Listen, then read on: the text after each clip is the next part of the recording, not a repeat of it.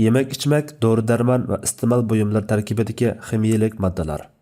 Sual. Assalamu alaykum ustaz. Mening kasbim biologiya. Uningda ximiya darsini o'rgatadi. Nihoyat muhim va qiyin bir savol paydo bo'ldi. Hammalarga ma'lum, hozir turmushimizda har bir soha ximiyalik moddalardan ayrilolmaydi. Masalan, birinchi, tibbiy soha. Bu jahonda og'rimaydigan odam yo'q. Dori o'qulining 90% qismi ximiyalik dorilardir. Ikkinchi, turmush buyumlari. Çaç, badan so'pillari, qoch yuz suyuqliklari, atirlar, tish pastasi, har xil girim buyumlari va hokazolar. Uchinchi, eng chong va muhim bo'lgani yemeklik sohasi. Hozir barliq yemekliklarga qo'shimcha moddalarni ishlatadi. Masalan, unga oqartqich, mayga suzuklatadigan, buz chiqarmaydigan modda qo'shadi. Yana oksidlanishning oldini oladigan, chiritishdan saqlaydigan moddalar, rang, puraq, tamtangishigich qatorliq necha yuz xil moddalar bor. Demak, ximiyalik moddalardan qochib qutula olmaymiz. Shunga mening bilmoqchi bo'lganim bu ximiyalik materiallarning halol haromligiga qanday hukm qilamiz? Galdan harom o'ssa duo ijobat bo'lmaydi. Qon bo'lganida, aql bo'lganida, iymon bo'lganida. Alloh saqlasin. Bu savol qanday bo'lib paydo bo'ldi desangiz, biz ichkarida o'qiyotgan o'quvchilar yurtimizdan ayrilib yemak ichmakdan rosa qiynaldik. Elimi shuncha keng rizqlarga egimiz, alhamdulillah. Bir qism pechin piraniklarni setib olmoqchi bo'lganda tarkibiga qaraymiz. Suv meyi bo'lsa-la, un va shakarlar halol bo'lgandan keyin yesak bo'lar deb nurg'un musulmon o'quvchilar yaverdi. Ammo bundan boshqa ximiyalik tarkiblarga parvo qilmaymiz. Diqqat qilaylik desakmi, hammamiz ximiya kasbi o'rganmagandan keyin nimadan yasaydi uqmaymiz-da. Shuning bilan men izlanib baqdim. Islomdagi halol harom va shubhiga bo'lgan bilimlarim yo'q deyarlik bo'lg'achqa javob topolmadim. Meni tag'imi gangirtib qo'ygani bir ximiyalik moddaning yasirish jarayoni har xil bo'ladi. Hatto ko'plari qatma-qat o'zgarishlarni boshdan kechiradi. Bu o'zgarish jarayoniga hukmni faqat sizlardek ustozlar chiqara oladi. Bu shubhilik tarkib jadvali. Bu harom tarkib jadvali. Bu halol tarkib jadvali. Hozirgi masala, masalan, korin siyurupni halol dedik, chunki uni qo'noqni ham ashyo qilib yasaydi. Ammo yasash jarayonida amilaz qo'shadi. Buni yasaganda yana ko'pligan ximiyalik moddalarni ishlatadi. Bu zanjirsimon munosabat jarayoniga bo'lgan hukm bek muhim bo'lib qoldi. Yana bir savolim. Odatda yemeklikning tarkib izohotiga qarasak, faqat rang qo'shqich yoki puraqliq materiali deb yozib qo'ydi. Vaholanki, rang qo'shqich deganlar bir cho'ng soha. Shunga mushu vaqtda bir javob bergan bo'lsangiz, agar aniq javob bo'lsa, biz yesak bo'lmaydi deb qiynalib yurgan narsalar azishi va halol deb yurgan haromlardan saqlanib qolishimiz mumkin. Gerçi bir qism taqvo musulmonlar har qanday shubhidan qat'iy saqlangan bo'lsa-mu, bu doira bek keng. Shundaqla ko'p qism oddiy musulmonlar bilimsizligi va beparvolik tufayli Allohning rahmatidan mahrum qolmag'ay. Javob: Va alaykum assalom va rahmatullohi va barakatuh. Barliq hamd sanolar Janobi Allohga bo'lsin. Durud va salomlar payg'ambarimizga, u zotning oila tavobatlariga, ashablariga va u zotga toki qiyomatgacha ergashganlarga bo'lsin. Butun ishlaringizda Allohning roziligini, taqvodorlikni ko'zlab ish qilishga tirishchilik ko'rsatganligingiz uchun Janobi Alloh ajringizni katta qilsin. Dunyo va oxiratligingizni xayrli qilib baxtingizni bersin. Billa o'qiyotgan savoqdosh qarindoshlaringizni dunyoda musulmoncha yashab o'tishga, oxiratda jannatdan yuqori martabaga noil bo'lishga nasib qilsin. Amin. Ichkarida tabiiy fan o'qiyotgan sizdek hamshiralarning dinda mustahkam, halol haromni ayirishga erishmanligidan intayin suyundim. Haqiqatan Allohning fazl marhamati keng ekan. Bandasiga xayrlik iroda qilsa, mayli qayerda bo'lmasin, yaxshilikqa muyassar qiladi ekan. Allohga shukr. Maqsadga kelsak, yemek ichmak sohasi hozir butun musulmonlar bo'libmi, millatimiz duch kelayotgan eng og'ir ham xatarlik masalalarning biri. Buning sababi bugungi kunda yemek ichmak tarkibiga turli harom va shubhilik yoki noma'lum moddalar kirgizilyapti. To'xu, baliq va boshqa hayvonlarmi najis yem-xashaklar bilan beqilyapti. Uyg'ur musulmonlari bunday yemekliklarni iste'mol qilib kelyapti.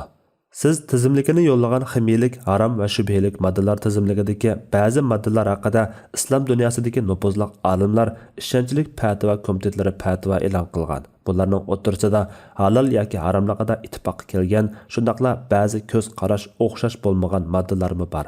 Alayliq birinchi, kollagen bilan gelatin moddalari haqida ko'p izlanishlar bo'lgan. Buning o'simlikdan yoki o'zimi halol, bo'g'izlanishimi halol bo'lgan kala va boshqa hayvonlardan chiqarilgani halol ekanligiga hamma birdek ittifoq. cho'chqadek harom hayvondan yoki bo'g'izlanishi shar'iy bo'lmagan hayvondan chiqarilgani yoki asli manbasi aniq eskartilmagan kollagin bilan gelatin haqida bir qancha qarash bor. Birinchi, harom. Ikkinchi, ximiyalik o'zgarish jarayonida cho'chqa mayi yoki cho'chqa tarkibi boshqa bir ximiyalik moddaga aylanib ketgan bo'lsa, bir qism olimlar buning hukmi yangi aylangan moddaning hukmini oladi. Ya'ni yangi modda pak deb qaralsa pak bo'ladi deb qaraydi. Bu qarash boshqa moddaga aylanib ketish nazariyasiga tayangan. Masalan, uzum sharbati aroqqa aylansa harom bo'ladi. Aroq sirkaga aylansa halol bo'ladi degandek. Uchinchi, shubhalik holatida qoladi. Lekin boshqa moddaga aylangan taqdirda butun aylanamdi yoki qisman aylanamdi.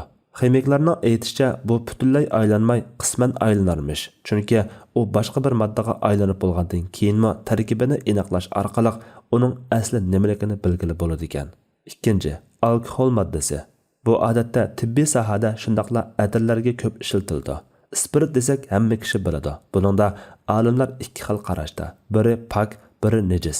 Pak degan qarash jalloq. Buningga asosan spirit qatilgan atirlar pak bo'ladi. Spirit sap bo'lsin yoki suvga aralash bo'lsin nejis emas. Buningga binoan spiritni tibbiy jihatdan dezinfeksiya qilish yoki atirga qatib ishlatishga bo'ladi. Lekin alkohol mast qiladigan modda bo'lg'achqa uni og'izdan iste'mol qilishga bo'lmaydi. Lekin saqlash yoki eritish maqsadida oz miqdorda alkohol tarkibi bo'lgan dori-darmonlarni og'izdan iste'mol qilsa bo'ladi. Ammo og'riq pasaytish yoki mast qilishga ishlatsa bo'lmaydi. Albatta, bu uning o'rnini bosadigan va boshqa halol dori bo'lmagan ahvolda shundaq. Tarkibiga aroq yoki alkohol kirgizilgan yemak-ichmaklarni iste'mol qilishga bo'lmaydi. Spirit qatilgan ichimlik spirit persenti tuvan bo'lib mast qilmaydigan bo'lsa, iste'mol qilsa bo'ladi. Uchinchi, hayvondan chiqarilgan may, animal fat yoki animal shorting moddasi. Bu odatda hayvondan chiqarilgan may bo'lib, uningga ba'zida azroq o'simlikdan chiqarilgan may qo'shib qo'yiladi. Bu may agar cho'chqadek harom hayvondan yoki bo'g'izlanishi shar'iy bo'lmagan hayvondan chiqarilgan bo'lsa, harom bo'ladi. Shar'iy bo'g'izlangan halol hayvondan yoki o'simlikdan chiqarilgan bo'lsa, halol bo'ladi. Odatda butunlay o'simlikdan chiqarilganға pure vegetable shorting deb yoziladi. Ko'p qismi o'simlik mayi bo'lsa, vegetable shorting deb yoziladi. 4. Cho'chqa mayi, lard moddasi. Bu cho'chqa mayi bo'lg'achqa aniq harom. 5. Pishloq yoki irimchik yasashda echitishga ishlatiladigan xamir turuch yoki kunalgu moddasi. Bu odatda cho'chqa yoki boshqa halol hayvonlarning oshqozoni yoki uchaylardan ilinadigan enzim yoki yelimdek modda. Bu enzim bilan ishlangan pishloqlarni iste'mol qilishda olimlar ikki xil qarashda. Birinchi, halol. Chunki Rasululloh sallallohu alayhi vasallam bilan sahobalar Rim yoki boshqa ellardan kelgan pishloqlarni iste'mol qilgan. Uning ustiga uningdagi enzim asosli tarkib bo'lmasdan oz miqdorda qo'shiladi. Ikkinchi, agar cho'chqadek harom hayvondan yoki bo'g'izlanishi shar'iy bo'lmagan hayvondan chiqarilgan bo'lsa, harom bo'ladi. Shar'iy bo'g'izlangan halol hayvondan yoki o'simlikdan chiqarilgan bo'lsa, halol bo'ladi. Renin degan enzimmi shunga o'xshash. Flavor degan enzimmi o'xshashla pishloq yasashda ishlatildi. 6. Yana 350 xildan ortiqroq nomerga harfi qo'shilib yoziladigan tam yoki rang yoki puroq yoki saqlash ishlari uchun ishlatiladigan moddalar bo'lib, bu moddalar kirgizilgan yemak-ichmaklar haqida ko'z qarash ikki xil. Birinchi, bularning harom va najis moddalardan yasalgani harom. Ikkinchi, hammasi halol. 7. Turli hormon moddalari ko'z qarash o'xshash bo'lmagan moddalar doirasiga kiradi. Diabet kasalliklari iste'mol qiladigan insulin moddasimi bir xil hormon bo'lib, bu cho'chqadan chiqarilgan ahvoldami davolanishda iste'mol qilishga ruxsat qilgan olimlar bor. Yana glikogen degan moddami glukozaga yaqin keladigan insulinga qarshi ta'sirli modda bo'lib, hukmi shunga o'xshash. Amylase degan moddami insulinga o'xshash oshqozon osti bezidan chiqaradigan bir xil enzim. Hukmimi shunga o'xshash. Boshqa shubhalik moddalar tizimligidagi moddalar haqida ma'lumotim yo'q. Ularmi yuqoriqilarga o'xshashi kerak. 8. Un zavodida oqartishga qatadigan modda Sahiyya ministrligi ruxsat qilgan persent doirasida bo'lsa mayli. Uningdan ortiq qo'shib ishlashga yoki ishlanganini iste'mol qilishga bo'lmaydi. Hamda ahvol yuqoriqidek bo'lgandan keyin mening tavsiya qiladiganim tuvandikicha. 1. Har bir musulmon yemak-ichmak, dori va boshqa iste'mol buyumlarida shariat ko'rsatmalariga rioya qilishi lozim. 2. davolanish va shuningga o'xshash zarur ehtiyojni qamlash uchun tarkibiga yuqoridagi moddalar kirgizilgan yemak-ichmak va dori-darmonlarni ishlatsak bo'ladi. 3. Ehtiyoj bo'lmasa, o'rnida turadigan shubhasiz halol narsa bo'lsa, shubhalik narsalarni iste'mol qilishga bo'lmaydi. 4. Ozg'ina bo'lsa-mu tarkibiga aroq qo'shilgan yemak-ichmakni iste'mol qilishga bo'lmaydi.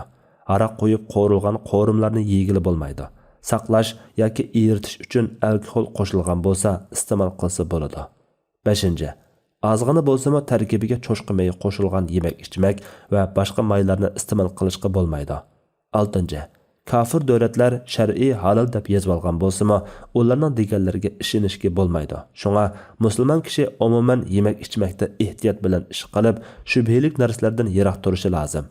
Kafirlar ishlab chiqargan yemak-ichmak qatorliqlarni iste'mol qilishda sazgur bo'lishi lozim. Ulug' Alloh mundaq degan: Aytqanki, menga vahiy qilingan ahkamlar ichida yeydigan odam uchun o'zi o'lib qolgan hayvon yoki to'kilgan qon, cho'chqa go'shi chunki u najisdir va yo'ldan chiqib ketgan holda Allohdan g'ayrining ismi aytilib bo'g'izlangan mol bo'lgandan boshqa haromni topolmayman. Kimki ochliqdan majbur bo'lib qolib, ko'ngli xalab yoki chekdan oshmagan holda hayotini saqlab qolgudek yesa, Parvardigoring haqiqatan mag'firat qilg'uchidir, mehribondir. An'am surasi 145-oyat. Va yana shunga Allohning sizlarga rizq qilib bergan halol, pok yemakliklardan yenglar. Agar Allohga ibodat qiladigan bo'lsanglar, Allohga shukr qilinglar. Allah sizlarga faqatla o'zi o'lib qolgan hayvonni, qonni, cho'chqa go'shini va Allohdan boshqasiga bo'g'izlangan hayvonni yeyishni harom qildi. Kimki ochliqdan majbur bo'lib, ko'ngli xalab yoki chekdan oshmagan holda hayotini saqlab qolgudek yesa, Alloh haqiqatan mag'firat qilg'uchidir, mehribondir.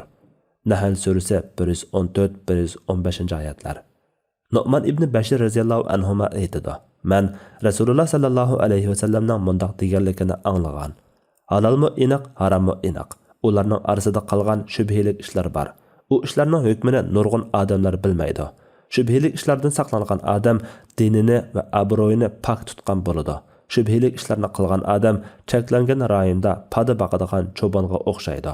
Pada har anda bu rayonga kirib ketishi mumkin. Har podshohning bir cheklangan rayoni bo'ladi. Allohning cheklangan rayoni bo'lsa, harom qilib bekitgan ishlardan iboratdir. Quloq solinglar. Badanda bir tishlam go'sht bor. U go'sht tuzalsa, butun badan tuziladi. U buzilsa, butun badan buziladi. U bo'lsa-mu qalbdir. Birlikka kelingan hadis. Buxoriy 52, Muslim 1599-hadis. Alloh taolo hammamizni haromdan yiroq qilsin. Allah eng to'g'risini bilguchidir. Fatvoda Dr. Abdul Aziz rahmatulloh. Fatvolar majmuasi 1-tom, 179 numurliq fatvo.